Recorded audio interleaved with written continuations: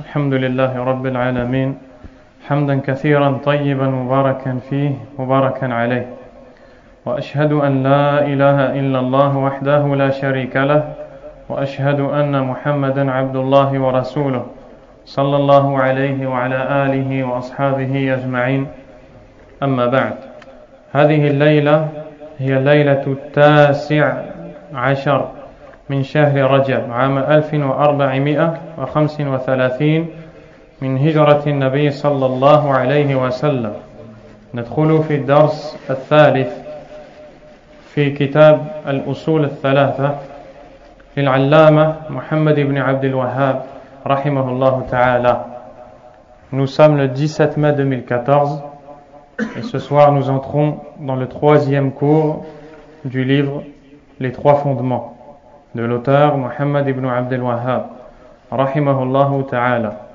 La semaine dernière, nous avons parlé de la basmala, Bismillahir Rahmanir Rahim. Nous avons parlé du sens de cette parole, de son importance. Nous avons parlé de l'obligation que le musulman a de rechercher la science religieuse qui se résume sous 3 points: la connaissance d'Allah tabaraka wa ta'ala, la connaissance du prophète Muhammad sallallahu alayhi wa sallam et la connaissance de la religion d'Allah azza wa jal.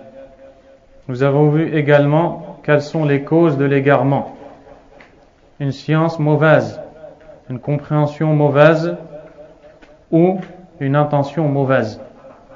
Et en ce qui concerne une science mauvaise, Cheikh Sulayman ibn Salim Illah al-Ruhayli, qu'Allah le préserve, celui qui a enseigné ce livre, a dit: la science mauvaise, c'est-à-dire quelqu'un qui parle dans la religion d'Allah tabaraka wa ta'ala sans science, sans connaissance basée sur le Coran et la Sunna. Une telle personne ne peut que s'égarer et s'éloigner du droit chemin d'Allah azza wa jal. Ça, c'est la première chose. Ou bien une personne détient une science qui ne lui est pas utile. Elle croira donc qu'elle est savante alors qu'en vérité elle est ignorante. Cheikh Sulayman ibn Salim Illah al-Ruhayli hafidhahullah a dit: أو ساء علمه سواء كان جاهلا فتكلم في المسائل بجهل. Lorsqu'il nous parle de la personne qui a une mauvaise science, il nous dit: ça peut être une personne ignorante qui entre dans les questions religieuses par ignorance. أو كان عالما علما لا ينفع فكان جاهلا وهو يظن أنه عالم. Ou bien une personne qui est savante, c'est-à-dire qu'elle détient une connaissance, mais cette connaissance ne lui est pas utile. En vérité, elle est donc ignorante. وهو يظن أنه عالم, tout en pensant être savante. كبعض المتزعمة في هذا العصر, comme certaines personnes prétentieuses de cette époque. يؤلفون الكتب وينتجون الأشرطة, qui écrivent des livres et font sortir des audios, des cassettes. وإذا نظرت في كلامهم وجدته جهلا, et lorsque tu regardes leurs paroles, tu trouves dans ces dernières l'ignorance. وهم يظنون أنهم أئمة, et ces personnes pensent être des imams. وهذا هو الجهل المركب عند أهل العلم, et c'est cette science, c'est cette ignorance qui est appelée chez les savants l'ignorance composée. C'est-à-dire que, comme on va le voir Inch'Allah, l'ignorance se divise en deux. Il y a al-jahl al-basit, la simple ignorance. C'est une personne qui est ignorante, elle sait qu'elle est ignorante. Et il y a al-jahl al-murakkab, l'ignorance composée. C'est une personne qui est ignorante mais qui croit être savante. Son ignorance est composée de 2 choses: le fait qu'elle n'a pas de connaissance et le fait qu'elle croit être savante. Donc voici ce qui est voulu par la parole du cheikh, celui qui a une mauvaise science. Deuxième point concernant le dars de la semaine dernière, nous avons parlé de deux questions. La première, la question du taqlid, c'est-à-dire, est-ce qu'il est permis à un musulman d'apprendre ces bases fondamentales de la religion simplement en se basant sur le suivi aveugle de quelqu'un? La réponse, c'est interdit. C'est interdit. Tout musulman doit connaître ces choses-là, qui sont les bases de sa religion, qui sont en relation avec sa croyance, avec les preuves, non pas par simple suivi. Qu'est-ce que j'entends par là? Qu'est-ce que les savants entendent par là? Ils entendent par là une personne qui entend et qui répète, et qui ne sait pas d'où cette croyance vient. Est-ce qu'elle est vraiment celle qu'Allah Azza wa Jal nous a ordonné d'avoir dans le Coran ou non? Et ainsi de suite. Ça, c'est interdit. Allah Azza wa Jal a dit: ittabi'u ma unzila ilaykum min rabbikum wa la tattabi'u min dunihi awliya qalilan ma tadhakkarun. Sourate Al-A'raf.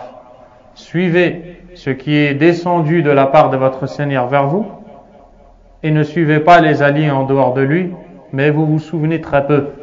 L'imam Al-Qurtubi rahimahullah a dit: ma unzila ilayna al-Qur'an wa sunnah. Ce qui a été descendu vers nous, c'est le Coran et la Sunna. Ainsi, Allah Azza wa Jal nous ordonne de façon obligatoire de prendre notre religion du Coran et de la Sunna. Il y a une deuxième question.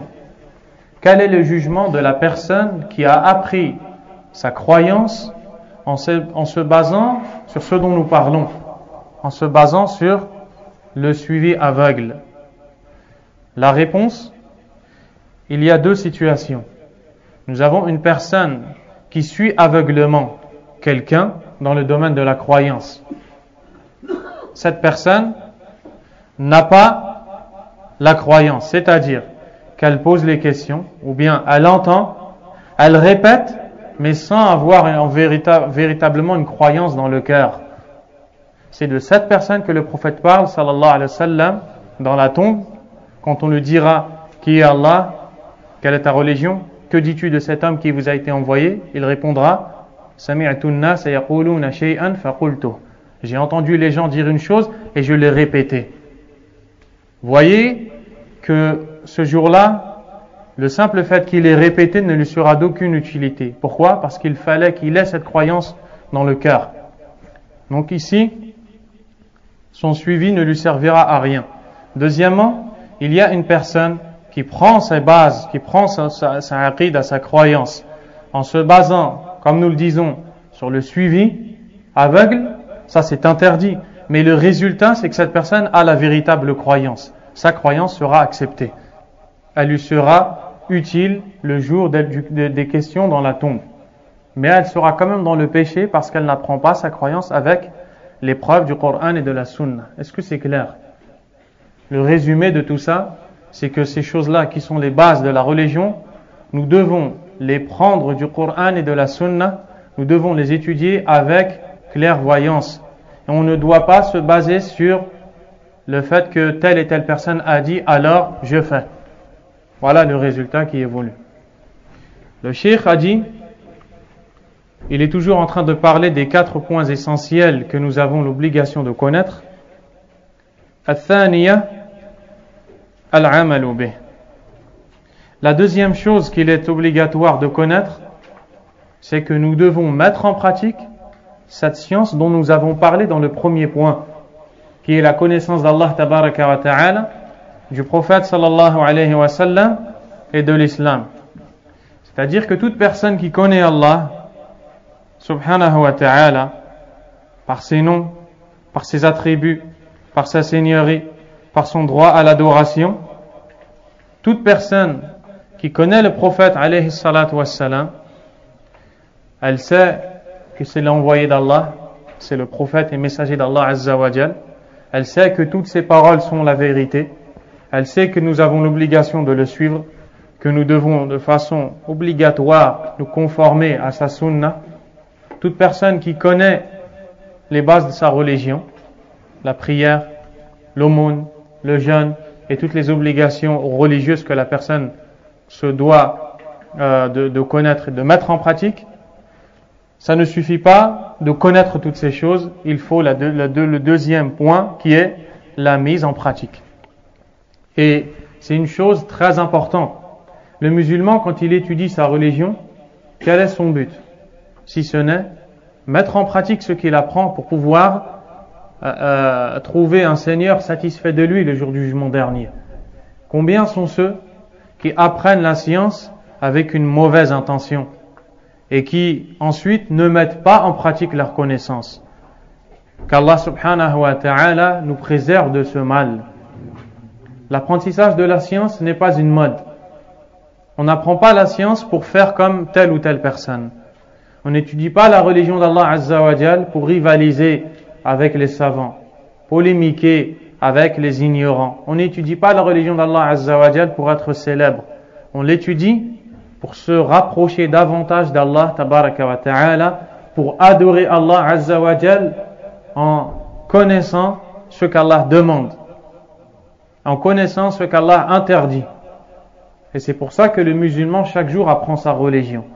Il apprend sa religion pour connaître encore plus Allah et pour mettre en pratique encore plus les ordres d'Allah subhanahu wa ta'ala. Ce sont donc deux choses qui sont inséparables. La science et les actes. Vérifiez un peu ça dans les 3 questions que l'on va poser à la personne enterrée. Qu'est-ce qu'on va lui dire? Man rabbuk wa man nabiyyuk wa ma dinuk wa madha taqulu fi hadha ar-rajul alladhi bu'itha fikum. Quel est ton Seigneur? Ça c'est la science, la croyance. Qu'est-ce que tu connais au sujet d'Allah? Quelle connaissance tu as au sujet de ton Seigneur? Ça c'est la connaissance. Wa ma dinuk. Et quelle est ta religion? C'est-à-dire ta pratique. Donc ici Allah tabaraka, le prophète sallallahu alayhi wa sallam a cité la connaissance et ensuite la mise en pratique de cette connaissance.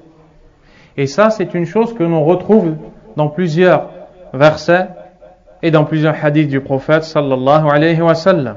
Et d'ailleurs, une des premières choses sur lesquelles le serviteur d'Allah sera interrogé alors qu'il se tiendra debout le jour de la résurrection, c'est sa science. Qu'est-ce qu'il a mis en pratique comme connaissance qu'il avait? C'est-à-dire qu'Allah tabaraka wa ta'ala s'adressera à tous ses serviteurs pour leur poser 4 questions, parmi lesquelles: qu'est-ce que tu as fait de la science que tu avais? Tu savais que telle chose était interdite. Est-ce que tu l'as délaissée? Tu savais que telle chose était obligatoire. Est-ce que tu l'as mise en pratique? Celui qui va s'en sortir est celui qui, dans ce bas monde, avait la connaissance et mettait en pratique cette dernière. Tout cela, bien sûr, dans le but de satisfaire Allah subhanahu wa ta'ala. Et le hadith, il est connu.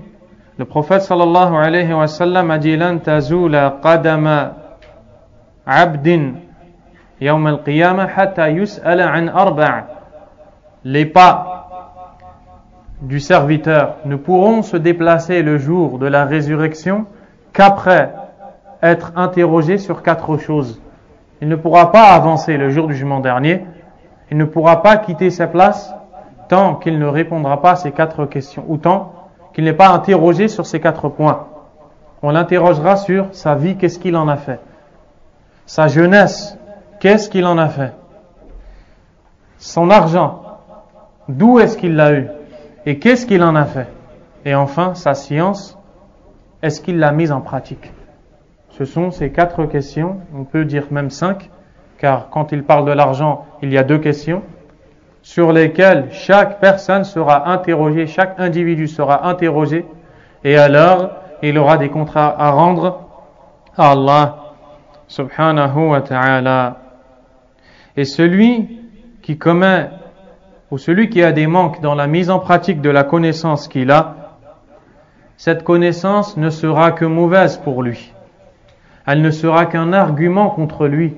Le prophète sallallahu alayhi wa sallam a dit: wal Qur'anu hujjatun laka aw alayk. Le Coran est un argument en ta faveur ou en ta défaveur. C'est-à-dire que tout ce que tu apprends de ta religion, que tu puises dans le Coran comme chose obligatoire ou bien interdite, si tu les mets en pratique, ce Coran sera un argument en ta faveur. Et d'ailleurs, le prophète alayhi salatu wassalam a même cité que le Coran intercédera en la faveur de ceux qui le récitaient. Bien sûr, qui le mettaient en pratique. Par contre, si l'individu ne le met pas en pratique, il en lit les textes, les versets, mais il ne les met pas en pratique, alors ces textes, ces versets seront un argument contre lui. Et il sera dans la perte évidente. Qu'Allah Azza wa Jal nous en préserve. Et donc, comme nous l'avons dit, il ne va faire que augmenter les arguments contre lui le jour où il rencontrera Allah Azza wa Jal. Et nous avons dans ce domaine, dans le domaine de la science et de sa mise en pratique, deux extrémités et un juste milieu. La première extrême, ce sont les gens qui cherchent à adorer Allah, à se rapprocher de lui, à mettre en pratique des actes sans connaissance. Ces gens-là sont égarés. La deuxième extrême, ce sont les gens qui ont la véritable connaissance, mais ils ne la mettent pas en pratique. Ces gens-là sont égarés. Le juste milieu, ce sont ceux qui ont la connaissance, qu'ils mettent en pratique. Où est-ce qu'on retrouve ces trois catégories de personnes? On les retrouve dans une sourate que vous tous ici connaissez. Sourate al-Fatiha. Allah subhanahu wa ta'ala dit Ihdina sirata al-mustaqim, ce qui veut dire guide-nous dans le droit chemin. Allah va nous détailler, va nous expliquer quel est ce droit chemin. Sirata alladhina an'amta alayhim, le chemin de ceux que tu as comblés de tes faveurs. Quelles sont les faveurs d'Allah si ce n'est la connaissance qui est mise en pratique? Et d'ailleurs Allah tabaraka wa ta'ala explique ce verset dans Sourate An-Nisa, les femmes. Il dit وَمَنْ يُطِعِ اللَّهَ وَالرَّسُولِ, et quiconque obéit à Allah et à son messager, فَأُولَٰئِكَ مَعَ الَّذِينَ أَنْعَمَ اللَّهُ عَلَيْهِمْ, voici ceux qui seront réunis avec ceux qu'Allah a comblés de ses faveurs. مِنَ النَّبِيِّينَ وَالصِّدِّيقِينَ وَالشُّهَدَاءِ وَالصَّالِحِينَ, parmi les prophètes, les véridiques, les martyrs et les pieux. وَحَسُنَ أُولَٰئِكَ رَفِيقًا, et quelle bonne compagnie que ces gens-là. Les prophètes, qui sont-ils? Ils sont ceux qui ont la science et qui ont mis en pratique cette dernière.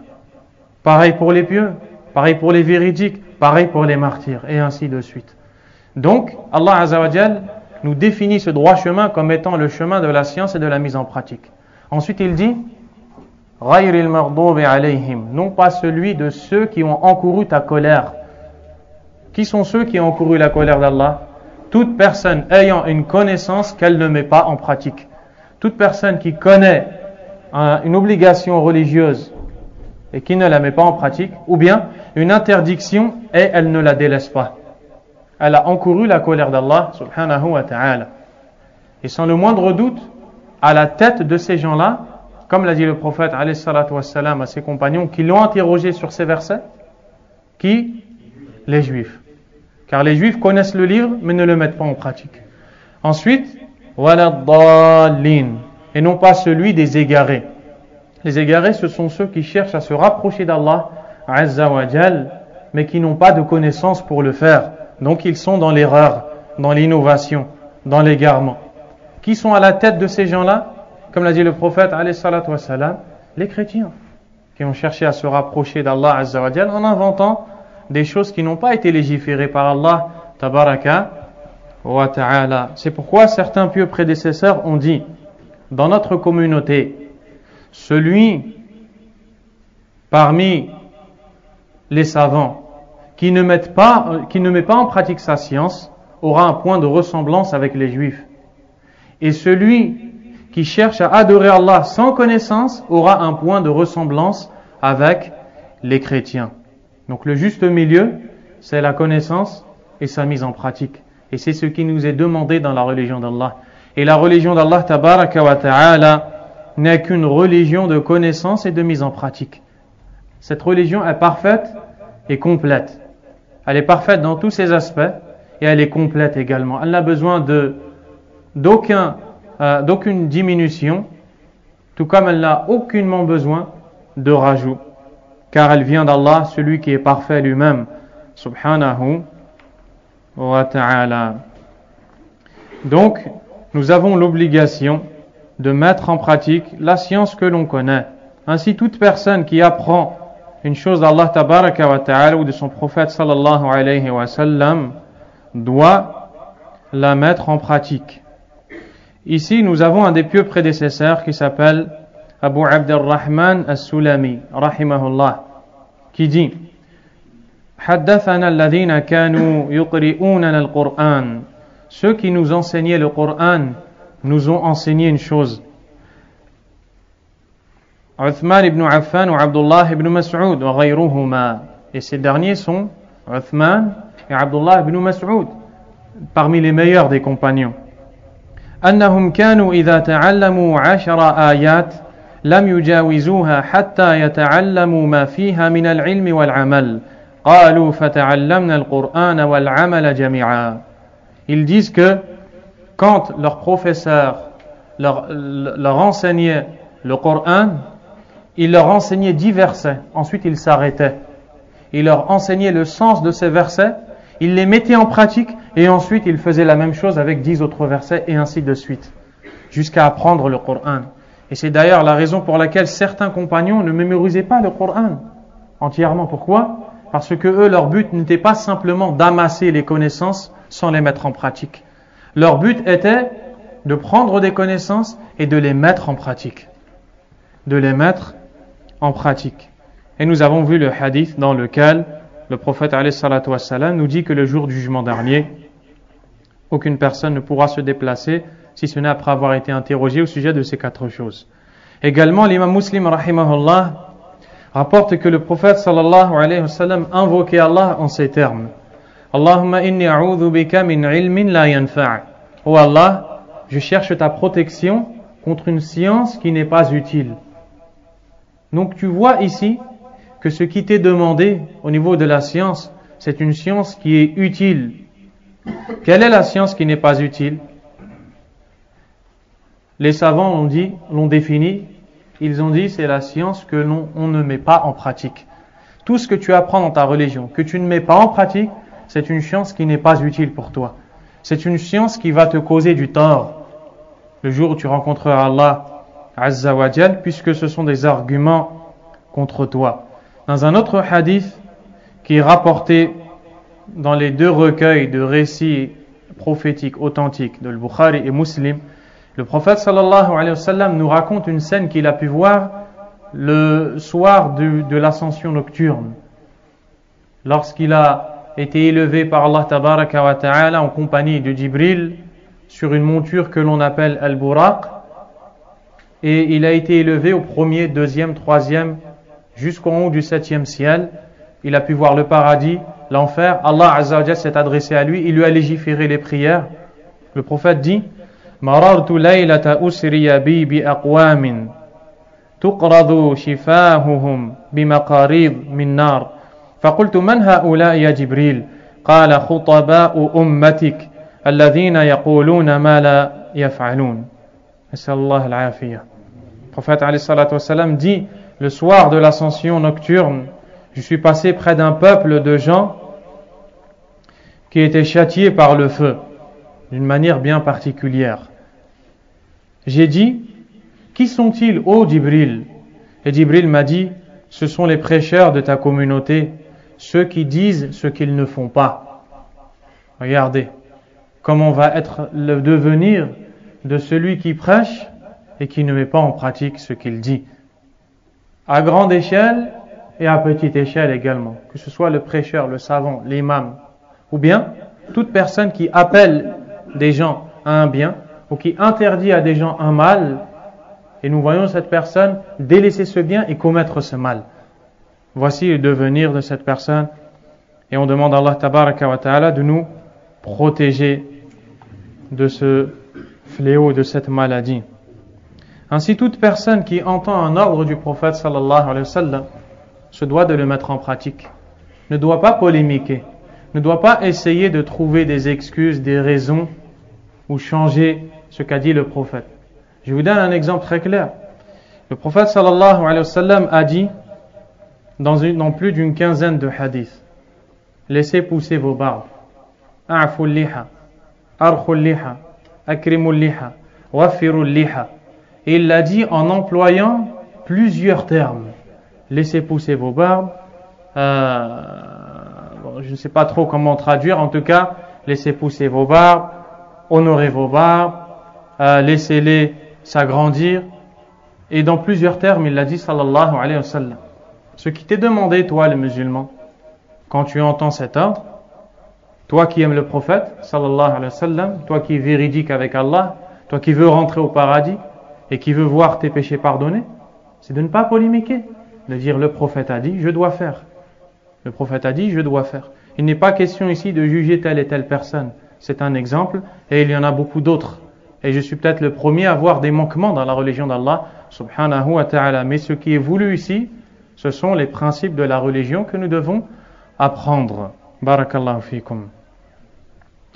Donc, lorsque le prophète nous donne un ordre, sallallahu alayhi wa sallam, il nous est demandé de le mettre en pratique. Il nous est demandé de le mettre en pratique. Car si le prophète était vivant, et il était devant toi ou devant moi, et il me dit, laisse-toi pousser la barbe. Je pense que toi et moi, nous sommes d'accord sur le fait que nous allons lui obéir, le mettre en pratique. Pourquoi quand il meurt, nous lui désobéissons? Si lui n'est plus là, Allah tabaraka wa ta'ala est là. Et je répète que c'est à titre d'exemple, et je cite cet exemple car le cheikh Suleiman al-Ruhaili qui explique ce livre a cité cet exemple. Donc, nous voyons l'importance de la mise en pratique de la science.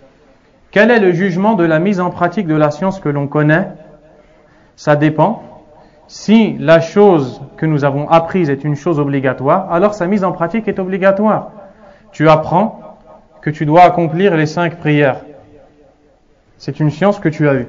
Maintenant, tu dois de façon obligatoire mettre en pratique cette connaissance.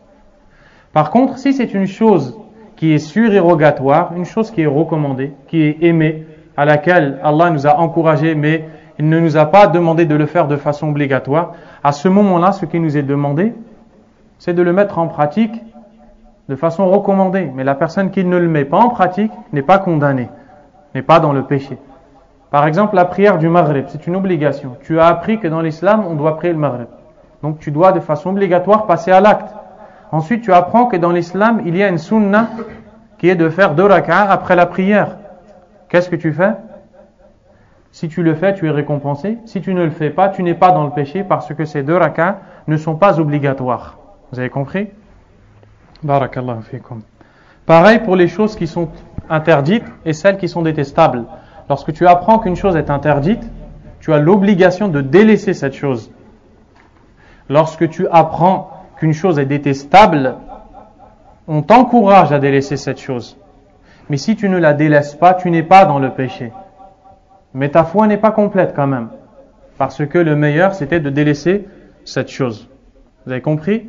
Donc le jour du jugement dernier, la personne qui sera blâmée parce qu'elle n'a pas mis en pratique sa science, ça sera principalement la personne qui ne mettait pas en pratique la science relative aux choses qui sont obligatoires. Et peut-être après qu'elle sera aussi blâmée sur le reste. Allahu a'lam, c'est une chose qui relève d'Allah subhanahu wa ta'ala. L'auteur a dit Al-thalitha ad-da'watu ilayh. Troisième, exhorter les gens à cela. La traduction n'est pas vraiment correcte. Il sera mieux de dire inviter les gens à cela ou appeler les gens à cela. Ici, nous parlons de cette noble adoration qui est l'appel à Allah. Ad-da'watu ila Allah subhanahu wa ta'ala. Le fait de prêcher, le fait de réformer, le fait de corriger l'erreur, d'orienter les gens vers le Coran, vers la Sunna, le fait de leur enseigner ce qui est bon et les encourager à le faire, de leur enseigner ce qui est mauvais afin de les mettre en garde contre cette chose. Le fait d'appeler Allah tabaraka wa ta'ala est un des actes les plus méritoires chez Allah. Et d'ailleurs Allah subhanahu wa ta'ala a envoyé les prophètes et les messagers pour quelle raison si ce n'est pour appeler les gens à Allah. Donc les prophètes sont des prêcheurs. Et toute personne qui veut prêcher à l'islam et appeler à l'islam doit avoir à l'esprit qu'elle entreprend une chose parmi les choses les plus importantes dans la religion d'Allah Azza wa Jal. Donc, toute personne n'est pas apte à le faire, car nous allons voir les conditions à remplir pour pouvoir prêcher à Allah, appeler Allah, inviter les gens à Allah, parler de la religion d'Allah, vouloir transmettre la parole d'Allah subhanahu wa ta'ala. Allah Azza wa Jalla a dit وَمَنْ أَحْسَنُ قَوْلًا مِمَّنْ دَعَا إِلَى اللَّهِ وَعَمِلَ صَالِحًا وَقَالَ إِنَّنِي مِنَ الْمُسْلِمِينَ. Et qui a une meilleure parole que celui qui invite les gens à Allah, fait de bonnes actions et dit je fais partie des gens soumis, ceux qui sont pleinement soumis à Allah Azza wa Jalla. Méditez le verset. Qu'est-ce que cet individu fait? Il appelle les gens à Allah et il fait de bonnes actions. Il met en pratique ce à quoi il appelle. Il ne se contente pas d'appeler, de parler. Il met en pratique ce à quoi il appelle. Quelle parole meilleure que celle de celui qui invite les gens à Allah, fait de bonnes actions. Les bonnes actions, ce sont les actions auxquelles il invite les autres. Donc il est un exemple, il met en pratique ce à quoi il invite les gens. Tout cela dans le but de satisfaire Allah subhanahu wa ta'ala. Donc, également le prêche, l'appel à Allah Azza wa Jal a un lien très fort avec la science. Il ne peut pas se détacher de la science. Une personne qui souhaite appeler Allah Azza wa Jal, c'est une bonne chose. Cependant, elle doit respecter les conditions. Elle doit suivre le chemin émenant.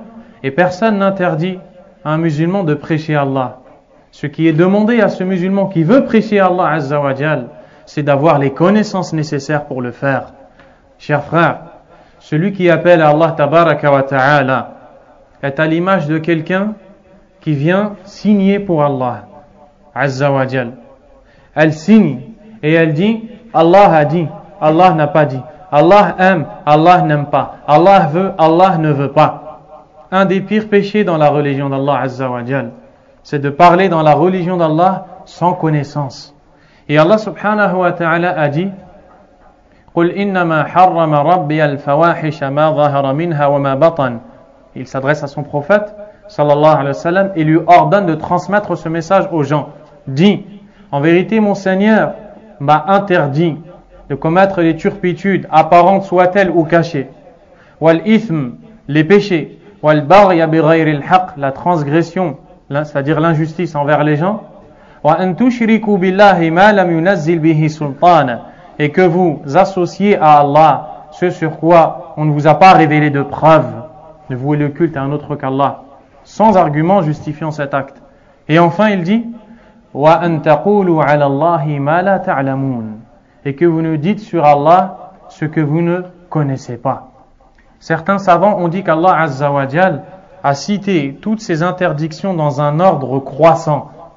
C'est-à-dire qu'en premier, on nous parle de la turpitude, apparente, cachée, la fornication et les autres actes de turpitude, les péchés, l'injustice, qui est encore un peu plus grave, ensuite l'association à Allah, et à la fin, de parler sur Allah sans science. Nous savons que le pire de péché, c'est le shirk, c'est l'association à Allah Azza wa Jal.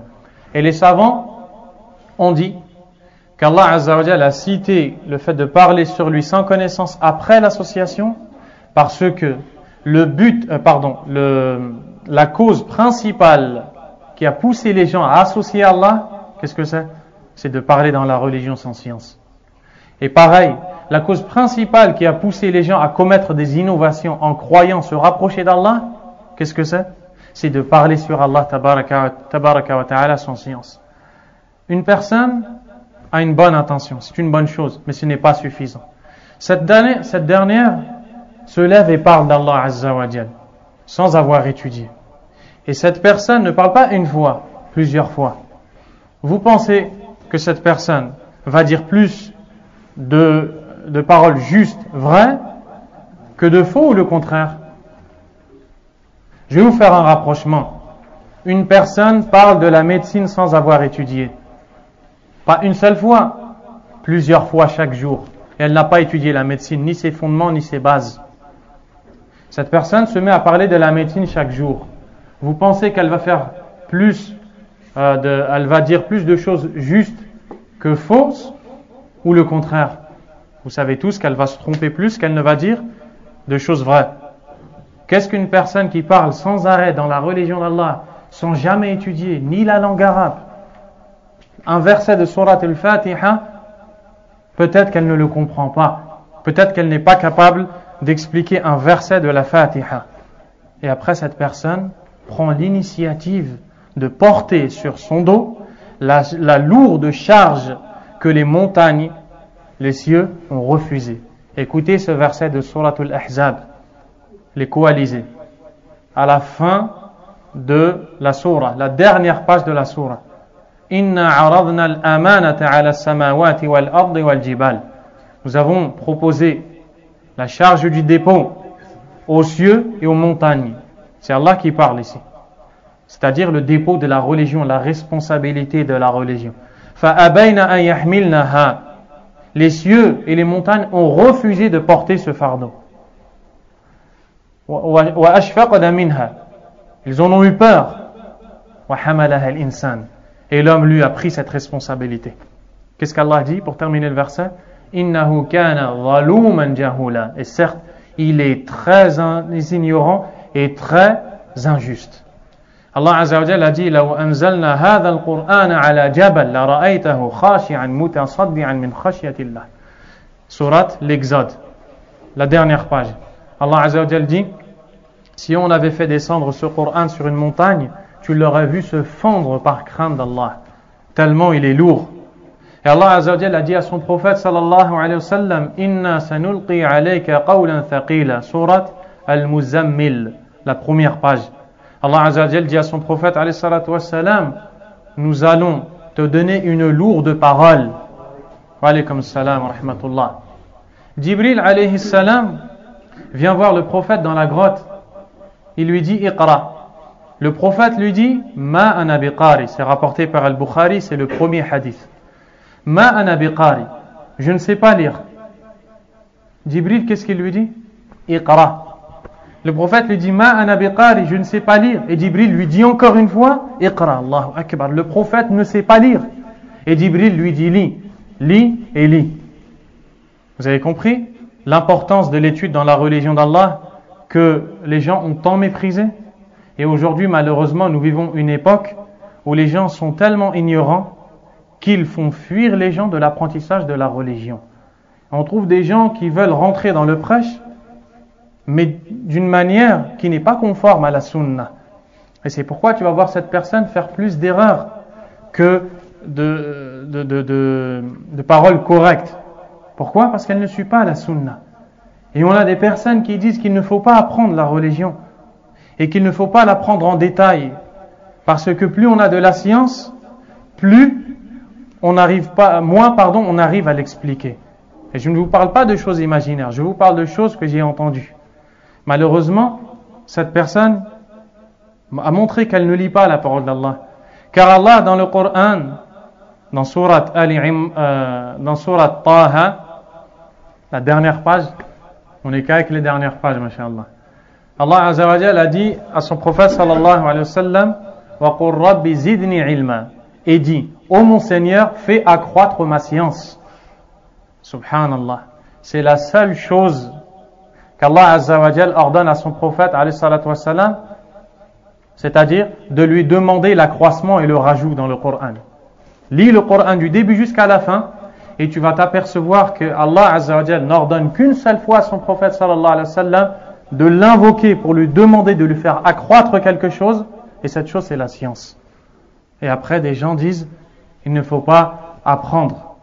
Regarde tout ce que tu apprends dans une assise comme ça. Regarde le khayr que tu apprends, le Coran et la sunna, la baraka que tu en tires. Quelle différence il y a entre une assise comme celle-ci et une assise où les gens parlent dans la religion d'Allah juste parce qu'ils ont une bonne intention, mais sans être accompagnés de la méthodologie du prophète de l'islam, Muhammad sallallahu alayhi wa sallam. Donc toute personne qui apprend une connaissance doit la mettre en pratique.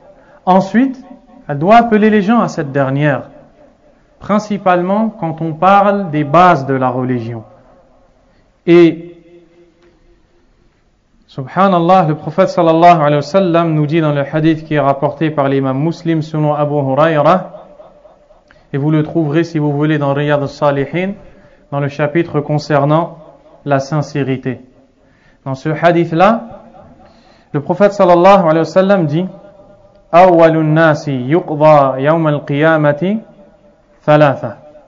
Dans l'autre version, il dit أول من تسعر بهم النار يوم القيامة ثلاثة.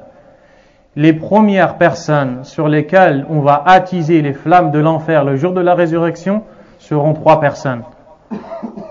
Il dit, le premier c'est un homme qui est mort dans la lutte.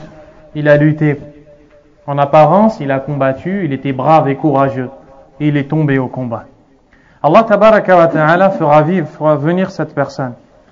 Il lui montrera le courage qu'il avait dans ce bas monde et lui dira, qu'est-ce que tu en as fait? Il dira, je l'ai utilisé pour lutter et combattre pour toi, ô Allah. Jusqu'à être tombé au combat, Allah lui dira, tu as menti. Tu l'as fait pour qu'on dise que tu es brave, et on l'a dit. Il ordonnera aux anges de traîner cette personne sur le visage et la lancer dans le feu. La deuxième arrivera, c'est un savant. Il a étudié la science et l'a enseigné. Il a étudié, il a enseigné. Ensuite, il a appris le Coran et l'a récité. Allah lui dira, qu'est-ce que tu as fait avec tous ces bienfaits? Il répondra, oh Allah, pour toi j'ai étudié, enseigné et transmis le Coran. Allah lui dira, tu mens, tu as fait cela pour qu'on dise de toi que tu es un connaisseur. Et on l'a dit. C'est-à-dire, tu as voulu cette chose-là, aujourd'hui tu n'es pas lésé. C'est ce que tu as voulu, on te donne ce que tu veux. Mais tu n'as pas voulu autre chose que ça, tu ne peux pas avoir autre chose que ça. On le prendra, on le traînera sur le visage et on le lancera dans le feu. Et le troisième arrivera, c'est un homme qui était riche et qui faisait des dons. Allah lui dira, qu'est-ce que tu as fait de ces bienfaits? Il répondra, oh Allah, je n'ai pas laissé une voie dans laquelle tu aimes qu'on y dépense sans y dépenser pour toi. Allah lui dira, tu es un menteur, mais tu l'as fait pour qu'on dise que tu es généreux, et on l'a dit. Attrapez-le et jetez-le dans le feu. Ce hadith a été surnommé par les ulama le hadith alladhi khawwafa al-ulama, par le hadith qui a suscité la crainte des savants. Et les savants, quand ils lisent ce hadith, ont la crainte d'Allah Azza wa Jal, car ils ont peur de faire partie de ces gens-là qui ont étudié la science et qui l'ont transmise avec une autre intention que celle qui leur était demandée. Donc, il faut apprendre, mettre en pratique, transmettre et prêcher. Prêcher à la vérité. Prêcher à Allah subhanahu wa ta'ala. Et qu'Allah tabaraka wa ta'ala, encore une fois, nous préserve de ce mal. Ensuite, le Cheikh Suleiman al-Ruhaili, hafidhahullah ta'ala, nous dit que celui qui apprend une science et qui l'enseigne, mais qui ne la met pas en pratique, c'est une personne qui n'a pas voulu la satisfaction d'Allah. C'est une personne qui n'a pas recherché la satisfaction d'Allah tabaraka wa ta'ala. Ensuite, nous avons une personne qui apprend la connaissance, qui la met en pratique avec des manquements. Elle a du laxisme. On ne dit pas de cette personne qu'elle n'a pas voulu la satisfaction d'Allah. Le cheikh dit, cette personne-là a une faiblesse dans son intention. Son intention est faible. Il y a une base qui est bonne, mais il a besoin de remédier à ce problème. Donc tu apprends un bien, tu le mets en pratique complètement, c'est la preuve que tu as voulu la satisfaction d'Allah. Tu apprends un bien, tu ne le mets pas du tout en pratique, et pourtant tu le transmets, c'est la preuve que tu n'as pas voulu la satisfaction d'Allah. Tu apprends un bien, tu le mets en pratique de temps à autre, tantôt tu le mets en pratique, tantôt tu le délaisses, c'est la preuve qu'il y a un manque dans ton intention, dans ta sincérité. Encore une fois, qu'Allah tabaraka wa ta'ala nous préserve de ça. Ainsi, le musulman a l'obligation d'avoir la science, de la mettre en pratique, et enfin, d'y appeler les gens, d'y inviter les gens.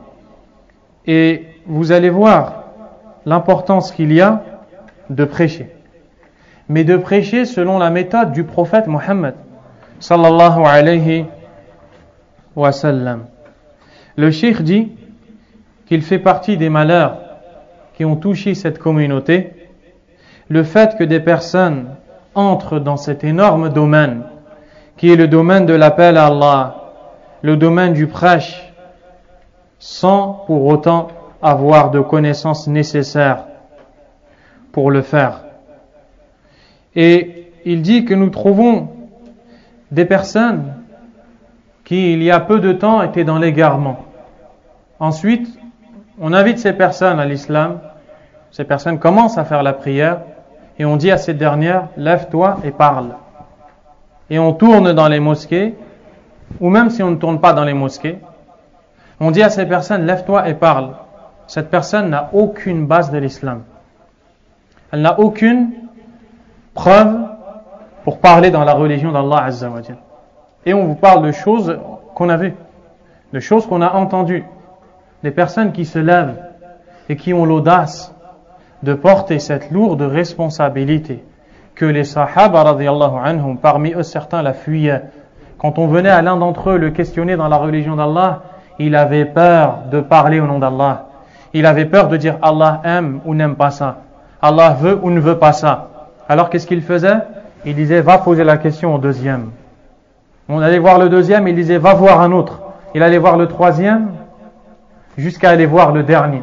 Quand il allait voir le dernier, il revenait voir les autres les uns après les autres et chacun disait c'est la même réponse que j'avais. C'est-à-dire qu'il connaissait la réponse aux questions. Il ne voulait pas la donner par peur de parler d'Allah tabaraka wa ta'ala. Et les savants, comme l'imam Ahmad, l'imam Malik, quand ils disent makrouh, détestable, ça veut dire haram chez eux. Mais pourquoi ils ne disent pas haram? Ils ont peur de dire de prononcer le mot haram. Ils ont peur de prononcer le mot obligatoire.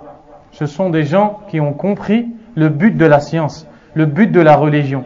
Ils ont compris que la religion n'est pas un jeu. Ce n'est pas une question de se lever et de parler pour dire que on a fait, etc. Qu'est-ce que tu as fait? Si tu n'as pas transmis ce que le prophète a dit, si tu lis un hadith et tu n'en comprends pas le sens, est-ce que vraiment tu penses? Est-ce que vraiment, si tu es sincère et tu aimes Allah Azza wa Jalla et son prophète sallallahu alayhi wa sallam, tu passes du temps à lire des hadiths dont tu ne comprends pas le sens, à des personnes qui eux n'en comprennent pas le sens et qui souhaiteraient, qui aimeraient tant en comprendre le sens? Tu penses vraiment que tu as suivi la voie du prophète alayhi salatu wa sallam? Qui a la réponse? Abadan, jamais. La voie du prophète, c'est la voie de l'apprentissage. Le prophète alayhi salatu wa sallam recevait des délégations de personnes qui venaient de contrées lointaines. Elles s'asseyaient avec lui et leur enseignaient la Fatiha, le sens de la Fatiha, les hadiths. Et aujourd'hui, on trouve des personnes qui prêchent depuis des années et qui ne connaissent toujours pas le sens de Ar-Rahman, Ar-Rahim et qui ne savent pas faire la différence entre Ar-Rahman et Ar-Rahim. Allahu Akbar. Pourquoi? Elles n'ont pas suivi la Sunna. Elles n'ont pas suivi la Sunna. Mais pourquoi elles ne suivent pas la Sunna? Parce que, chers frères, le chemin de la Sunna demande de l'endurance, demande de la patience. Al-Sheikh Rabi' ibn Hadi, rahimahullah, un grand savant de la Mecque, a dit: le chemin de la Sunna est un chemin qui est semé d'embûches, qui demande des hommes endurants, patients. Ils ne changent pas leur manière de faire, ils ne changent pas leur façon d'adorer Allah pour plaire aux autres. Non, ils font ce qu'Allah veut. Ils ne disent pas aux gens ce qu'ils veulent entendre, ils disent aux gens ce qu'ils doivent entendre. Et ce n'est pas tout le monde qui va réussir à patienter sur ce chemin.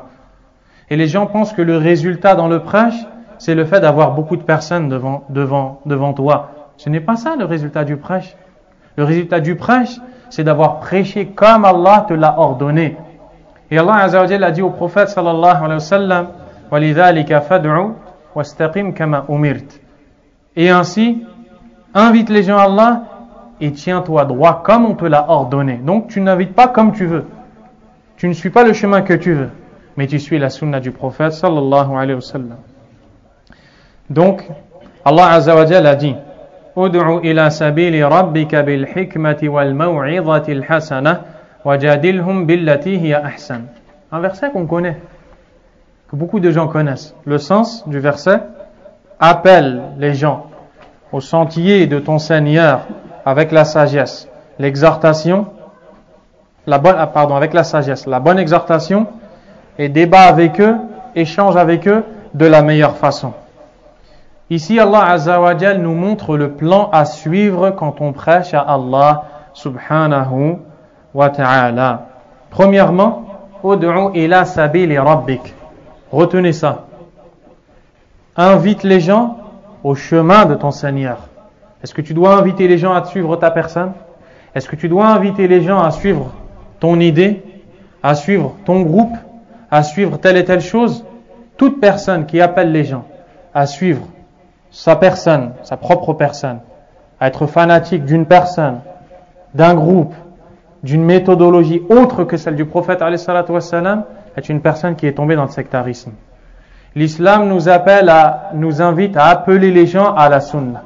À quoi est-ce qu'on doit appeler les gens? Au chemin d'Allah, comme on le voit dans ce verset. On appelle les gens à ce qui plaît à Allah. Il ne prie pas, tu l'appelles à la prière. Il ne suit pas la sunna, il tombe dans la bid'a, tu vas le voir et tu le conseilles. Tu lui dis qu'il est dans l'erreur. Tu lui dis de revenir à la sunna. Il tombe dans le shirk, dans l'association à Allah Azza wa Jal, tu lui dis de quitter ce monde du shirk et de rejoindre celui du tawhid, de l'unicité d'Allah subhanahu wa ta'ala. Tu appelles les gens à croire en ce en quoi ont cru les pieux prédécesseurs, au sujet desquels le prophète alayhi salatu wassalam a dit dans le hadith qui est rapporté par al-Bukhari: Khayrun nasi qarni thumma alladhina yalunahum thumma alladhina yalunahum. Les meilleurs des gens sont ceux de ma génération, puis ceux qui les suivront, puis ceux qui les suivront. Et Allah Azza wa Jalla a aussi dit dans le Coran: فَإِنْ آمَنُوا بِمِثْلِ مَا آمَنْتُمْ بِهِ فَقَدِ اهْتَدَوْا. C'est-à-dire, s'ils croient en la même chose à laquelle vous croyez, alors ils seront bien guidés. Allah Azza wa Jalla s'adresse aux Sahaba radiyallahu anhum. Il dit que si les gens ont la même croyance que celle des Sahaba, alors ils seront bien guidés. C'est à ça qu'on doit, alaykum salam, c'est à ça qu'on doit appeler les gens. On ne doit pas faire comme certains font. Viens essayer et tu verras, tu trouveras une saveur. Ya akhi, la saveur, elle est dans le Coran et dans la Sunna. La saveur, elle n'est pas dans viens essayer et tu verras. La religion d'Allah n'est pas comme tu le penses. Elle est bien trop chère pour en faire un monde de tests et d'essais. On n'essaie pas dans la religion d'Allah. Et on ne se base pas sur nos ressentis. On essaye, ça nous a plu. Non. Est-ce qu'Allah a demandé? Si Allah te l'a demandé, sois le premier à le faire. Est-ce que le prophète alayhi salatu wassalam l'a demandé? Si c'est oui, sois le premier à le faire. Et personne n'a le droit de l'interdire. Le prophète ne l'a pas demandé. Allah tabaraka wa ta'ala ne l'a pas demandé. Ne sois jamais de ceux qui font des choses qu'on ne nous a pas demandé ni dans le Coran, ni dans la Sunna, ni les Sahaba. Des choses qui ne sont pas demandées dans l'islam, des innovations, sous prétexte qu'on a essayé et on se sent bien. Qu'Allah nous préserve de cet égarement. Qu'Allah nous préserve de cet égarement. Allahu musta'an. Qu'Allah nous guide. Donc, voici la première chose. Nous devons appeler les gens au chemin d'Allah Azza wa Jalla. C'est une condition. Deuxièmement, bil hikmah. Ud'u ila sabili rabbika bil hikmah. Appelle les gens au sentier de ton Seigneur avec la sagesse. Qu'est-ce que la sagesse? La sagesse, huwa al-ilm, al-basira. C'est la clairvoyance et la connaissance de ce à quoi tu appelles. Car tu ne peux être sage que si tu as de la connaissance. Car la sagesse, c'est le fait de mettre chaque chose à sa place. C'est le contraire de l'injustice. Tu sais à qui parler, tu sais comment lui parler. Tu sais quoi lui dire, à quel moment il faut lui dire. C'est ça qu'on appelle la sagesse. Et toutes ces choses-là sont des choses qui sont le fruit de la science. Et ici, Allah tabaraka wa ta'ala dit au prophète alayhi salatu wassalam et aux croyants qui veulent suivre son chemin: appelle les gens au sentier de ton Seigneur, appelle-les à Allah. Ne les appelle pas à ton expérience, à ton groupe et à toutes ces choses-là. Appelle-les à Allah Azza wa Jal. Appelle-les au Coran, à la Sunna. Appelle-les à s'attacher à la voie des Sahaba radiyallahu anhum. Ensuite, fais-le avec hikmah, avec sagesse. C'est-à-dire avec connaissance, comme le dit le Cheikh Hafidhahullahu Ta'ala. Donc, personne ne peut avoir de sagesse sans avoir de connaissance. Car c'est l'ignorant qui se trompe. C'est l'ignorant qui se trompe, qui ne sait pas comment faire. Et ça, c'est le contraire de la sagesse. Ensuite, Allah Azza wa Jalla dit wal maw'izatil hasana, et avec la bonne exhortation. Appelle les gens au sentier de ton Seigneur avec la sagesse et avec la bonne exhortation. Qu'est-ce que la bonne exhortation? Alaykum salam. La bonne exhortation, le Cheikh a dit hiya khitabun nas bima yula'imuhum la bima yurdihim wa innama bima yula'imuhum wa yuslihuhum. C'est le fait de s'adresser aux gens avec ce qu'il convient de leur dire. Écoutez bien ça, wallahi, c'est très important. le fait de s'adresser aux gens, les gens que tu prêches ou les gens que tu invites à l'islam et à la sunna, à la voix du prophète alayhi salatu wassalam, de leur dire ce qui leur convient, non pas ce qui les satisfait. Wallahi, c'est très important de comprendre ça. Si tu médites sur la sunna du prophète alayhi salatu wassalam, tu vas voir que quand il s'adresse à ces gens ces gens qu'il appelle à l'islam, pour la plupart, il leur donne des choses qu'ils n'acceptent pas. C'est vrai ou pas? Et est-ce qu'il s'arrête pour autant? Est-ce qu'il dit non, ils ne sont pas satisfaits, alors je vais changer. Je vais changer de méthode et je vais leur donner des choses qui vont leur plaire. Ensuite, une fois que je les ai attirés, je pourrai commencer à rentrer dans le vif du sujet. Non. Il a patienté, sallallahu alayhi wa sallam. Il leur a dit ce qu'ils n'aimaient pas entendre, parce qu'il a dit ce qu'Allah lui a demandé de dire. Et c'est ça la bonne exhortation dont Allah parle dans ce verset. Donc le fait de s'adresser aux gens avec ce qui les réforme, ce qui est bon pour eux, même si eux ne le savent pas. Car la plupart des gens, à cause de l'ignorance, ne savent pas ce qui est bon pour eux, ne savent pas ce qui est mauvais pour eux. C'est pourquoi quand ils trouvent un prêcheur qui les appelle au Coran, qui les appelle à la Sunna, qui les appelle à la vérité, ils, dans la plupart des cas, le dénigrent, l'accusent, disent qu'il est mauvais, disent qu'il ne veut pas du bien, alors que lui s'épuise pour la Ummah. Il s'épuise pour la communauté. Il apprend toute la connaissance pour leur transmettre la vérité. Il ne leur demande aucun salaire. Il n'a pas besoin d'eux. Et lui, il a sa connaissance. Il a sa connaissance. Et pourquoi est-ce qu'il se fatigue à transmettre alors que eux ne veulent pas? Parce qu'ils veulent la satisfaction d'Allah, tabaraka wa ta'ala. Et c'est ça, le prêche qu'Allah nous a ordonné de mettre en pratique. Donc il dit que l'on doit s'adresser aux gens avec ce qui leur correspond, ce qui leur convient. Certaines personnes, il est bon de s'adresser à certaines personnes avec la douceur et avec al-wa'd, c'est-à-dire les promesses d'Allah, de lui parler du paradis, de lui parler de la rahma d'Allah, la miséricorde d'Allah, tabaraka wa ta'ala, de lui parler du pardon d'Allah, de lui faire espérer davantage la miséricorde d'Allah azza wa jal. Et c'est ça qui est bon pour ces personnes. Alaykoum salam. Il y a d'autres personnes avec qui le discours doit être différent, mais on doit s'adresser à ces personnes avec le côté qui suscite la crainte d'Allah dans les textes du Coran et de la Sunna.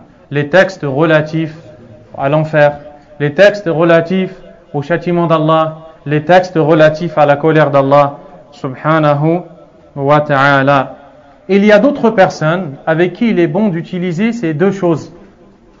Les textes relatifs ou les textes qui font susciter l'espoir et les autres qui font susciter la crainte d'Allah. C'est ça la bonne exhortation quand tu appelles quelqu'un à Allah subhanahu wa ta'ala.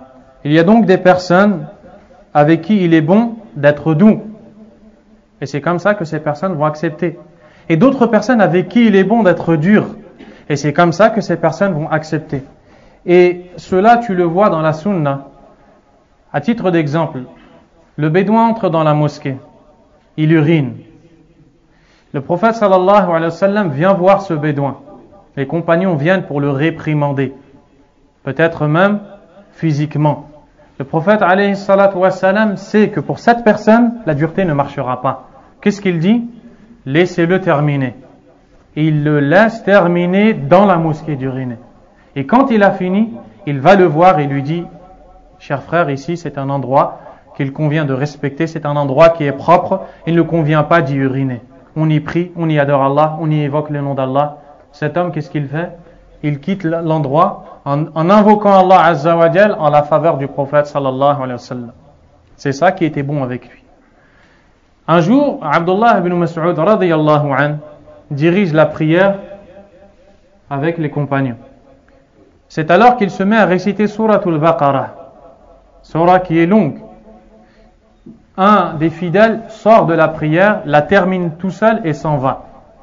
Abdullah ibn Mas'ud dit: cet homme-là est un hypocrite. L'homme dit: je vais aller me plaindre au prophète sallallahu alayhi wa sallam. Il va voir le prophète alayhi salatu wa sallam. Il lui dit: Ya Rasulallah, au messager d'Allah, j'ai beaucoup de choses à faire. Et il a récité Al-Baqarah. Le prophète alayhi salatu wa sallam a fortement réprimandé Mu'adh en lui disant Afattanun anta ya Mu'adh, Afattanun anta ya Mu'adh, es-tu un semeur de troubles, ô Mu'adh? Vous savez qui est Mu'adh? A'lamul ummah fil halal wal haram, le plus savant des compagnons dans le licite et l'illicite. Regardez comment il s'adresse à un bédouin qui urine dans la mosquée. Regardez comment il s'adresse à un des plus savants et plus émérités compagnons. Ça, c'est ce qu'on appelle la bonne exhortation. La bonne exhortation, c'est de savoir comment parler. Allah tabaraka wa ta'ala envoie Fir'aun et son frère Haroun. Envoie Moussa et son frère Haroun à Fir'aun. Il lui ordonne de prononcer des paroles douces, peut-être reviendra-t-il à Allah. Et Allah, c'est celui qui connaît l'avenir.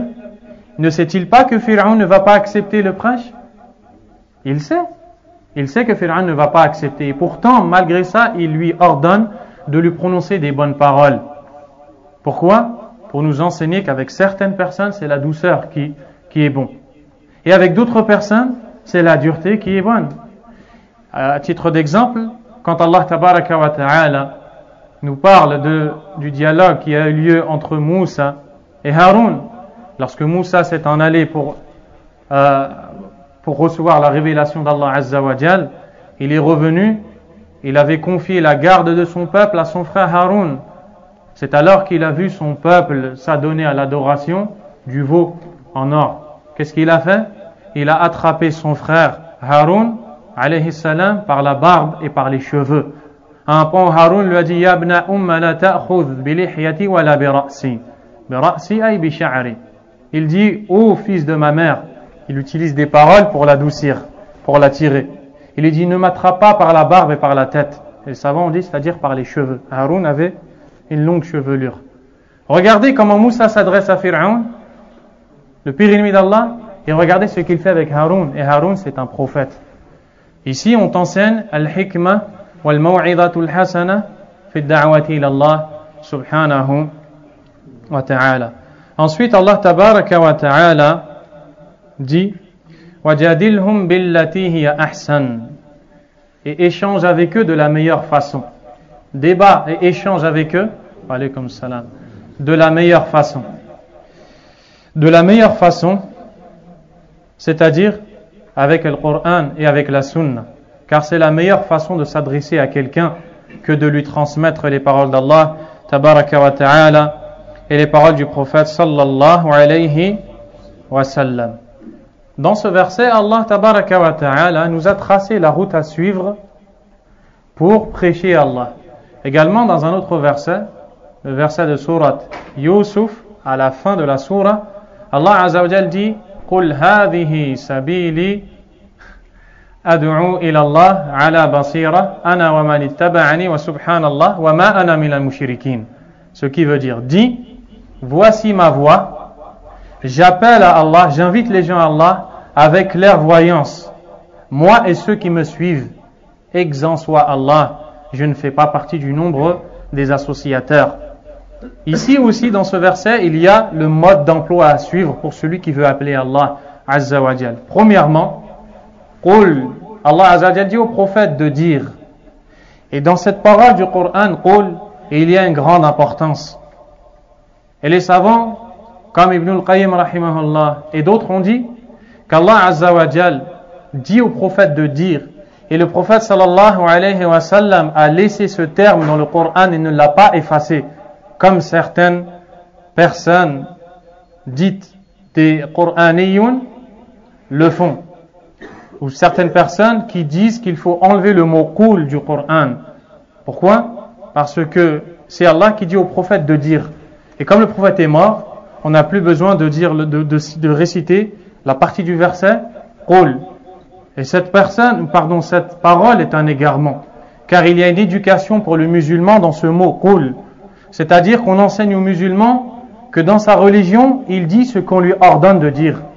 Il prononce les paroles qu'on lui ordonne de prononcer. Qul ay la aqulu illa ma amarani Allahu bil qawli bih. C'est-à-dire je ne dis que ce qu'Allah m'a ordonné de dire. Hadihi sabili. Ceci est ma voie. Voici la voie à laquelle tu dois appeler et la voie que tu dois suivre. La voie du prophète sallallahu alayhi wa sallam. Ad'u ila Allah. J'appelle à Allah. Quelle est la voie? Quelle est la voie du prophète sallallahu alayhi wa sallam? J'appelle à Allah, j'appelle aux ordres d'Allah, j'appelle les gens à ce qui est bon pour eux, j'appelle les gens à se réformer, j'appelle les gens à la sunna, j'appelle les gens au tawhid, j'appelle les gens à la bonne croyance. Je n'appelle pas les gens à ce qu'ils veulent entendre. Je ne dis pas aux gens ce qu'ils aimeraient bien que je leur dise. Je les appelle à Allah, subhanahu wa ta'ala. Je ne les appelle pas à un groupe, à une idée. Je les appelle au Coran et à la sunna, à l'ordre d'Allah, à ce qu'Allah leur a ordonné. Le prophète sallallahu alayhi wa sallam, comme le rapporte Abdullah ibn Mas'ud, radiyallahu anhu, était un jour avec ses compagnons. Quand il a pris un bâton pour tracer un trait droit et long sur la terre. Puis il a dit, Hadihi sabilullah. Voici la voie d'Allah. Ensuite, à la droite et à la gauche de ce trait, il a tracé plusieurs traits qui étaient plus petits que le premier et qui penchaient sur les côtés. Il a dit, Wa hadihi subul. Et ceux-ci sont des voies. Ma min sabilin illa wa alayha shaytanun yad'u ilayha. Il n'y a pas une de ces voies sans que n'y s'y trouve un diable qui appelle les gens à la suivre. Puis il a récité la parole d'Allah Azza wa Jal, wa anna hadha sirati mustaqiman fattabi'u wa la tattabi'u subula fatafarraqa bikum an sabili. C'est-à-dire, et voici ma voie dans toute sa rectitude, voici ma voie droite, la voie de la sunna, la voie de l'islam. ماذا وأن هذا صراطي مستقيما فاتبعوه ولا تتبعوا السبل, et ne suivez pas les autres voies, ne suivez pas les autres sentiers, ne suivez pas al-shirku billah, ne suivez pas al-kufru billah, la mécréance en Allah, ne suivez pas al-bid'a, l'innovation, ne suivez pas al-kaba'ir, les péchés majeurs, ne suivez pas al-sara'ir, les péchés mineurs, ne suivez pas ce qui est mauvais pour vous, ne suivez pas toutes ces choses-là, suivez la voie d'Allah Azza wa Jal. Car si vous suivez ces voies-là, elles vous disperseront de la voie d'Allah subhanahu wa ta'ala. Les savants ont dit qu'Allah tabaraka wa ta'ala a tracé un trait droit et long. Ce trait, c'est l'islam. C'est le Coran et la sunna. C'est un trait qui est droit. C'est le chemin d'Allah. Et en même temps, il est long. Donc, il demande à sabr. Il demande de la patience, à thabat, de la constance, de la fermeté. Ensuite, quand il a tracé les autres traits, les traits étaient plus courts et ils penchaient sur les côtés. Pour dire qu'il est plus facile de tomber dans les autres chemins, dans les autres voies, que celle du prophète sallallahu alayhi wa sallam. On revient au verset de sourate Yusuf. Allah Azza wa Jalla a dit, Qul hadhihi sabili ad'u ila Allahi ala basira. Dit, voici ma voie, la voie du prophète alayhi salatu wa sallam. Quelle est cette voie? Ad'u ila Allah. J'appelle les gens à Allah. C'est-à-dire, je les appelle à ce qu'Allah leur demande de faire. Je leur transmets ce qu'Allah leur a ordonné, ce qu'Allah leur a interdit. Je ne cherche pas leur satisfaction. Je cherche la satisfaction d'Allah subhanahu wa ta'ala. Donc toute personne qui appelle à autre que le Coran et la Sunna, toute personne qui appelle à un groupe, qui appelle à une mauvaise croyance, qui appelle à faire des choses dans la religion d'Allah parce que les parents ont fait ou parce qu'on a essayé et on a aimé, toutes ces personnes-là n'appellent pas Allah tabaraka wa ta'ala. Et c'est le haqq qu'il faut dire, c'est le haqq qu'il faut transmettre. Car la religion d'Allah, elle est pure, elle est bien plus chère que de la gâcher et de la laisser pour suivre des autres chemins que la voie d'Allah tabaraka wa ta'ala. Ad'u ila Allahi ala basira. J'appelle à Allah, la troisième chose, avec clairvoyance. Al-basira, la clairvoyance, vient du terme basar. Basar, c'est le fait de voir. Et al-basira, c'est le fait de voir correctement. C'est-à-dire que ce à quoi tu appelles les gens, tu l'as vu correctement, tu le connais correctement. Et les Arabes de l'époque, quand ils partaient à la chasse et qu'ils tuaient, par exemple, le lapin ou autre, quand ils tiraient sur le lapin avec leurs flèches, le lapin se sauvait et il saignait. Il était en train de mourir, mais il se sauvait. Donc, ils laissaient le lapin courir jusqu'à ce qu'il tombe. Et qu'est-ce qu'il faisait? Il n'avait plus qu'à suivre la trace du sang pour arriver à l'endroit. Cette trace du sang, les Arabes l'appellent basira. Il l'appelle Basira, pourquoi? Parce que c'est l'indice qui te montre où est le lapin. C'est la connaissance qui te montre, qui t'indique où est le lapin. Eh bien, dans la religion d'Allah Tabaraka wa Ta'ala, on doit appeler les gens à Allah avec Basira, avec clairvoyance, avec connaissance. Et parmi les pires des péchés, de parler dans la religion d'Allah Tabaraka wa Ta'ala sans connaissance, d'appeler les gens à une chose qu'Allah n'a pas demandé de faire, ou le prophète sallallahu alayhi wa sallam. Ensuite, il dit Ana wa man ittaba'ani, moi et ceux qui m'ont suivi. C'est-à-dire que les gens qui suivent cette voie véritablement et qui invitent les gens véritablement à cette voie, ce sont premièrement moi-même, le prophète alayhi salatu wa sallam, puis ceux qui m'ont suivi. Donc, ici, Allah Azza wa Jal nous enseigne le chemin à suivre pour appeler les gens à Allah Tabaraka wa Ta'ala. Et c'est une interdiction religieuse d'inviter les gens à un autre chemin que celui du prophète sallallahu alayhi wa sallam, ou à parler dans la religion d'Allah sans connaissance. Le prophète alayhi salatu wa sallam a dit La ta'allamu al-ilma litubahu bihi al-ulama wa tujadilu bihi sufaha wa takhayyaru bihi al-majalis faman fa'ala dhalika fannar an-nar. Qu'Allah nous en préserve.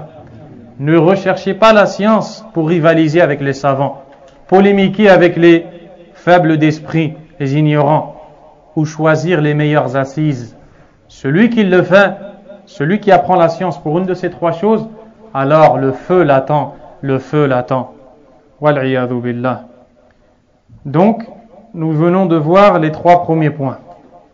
Wujubul ilm, l'obligation d'avoir la connaissance religieuse. La connaissance relative à Allah Tabaraka wa Ta'ala, au prophète sallallahu alayhi wa sallam et aux bases de l'islam. Thumma al-amalu bih. Deuxièmement, la mise en pratique de cette science. Thumma ad-da'watu ilayh ala basira. Puis, le fait d'appeler les gens à cette science, à cette mise en pratique avec clairvoyance. Naktafi bihadha.